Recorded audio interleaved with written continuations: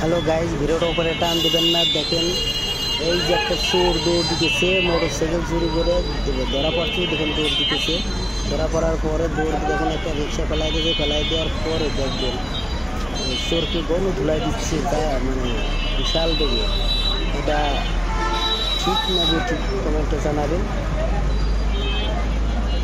কী করা উচিত কমেন্টে জানাবেন। চোরদেরকে পেলে কী করা উচিত? মোটর গাড়ি যারা চালান তারা হুঁশিয়ার করে মানে মোটরসাইকেল রাখবেন।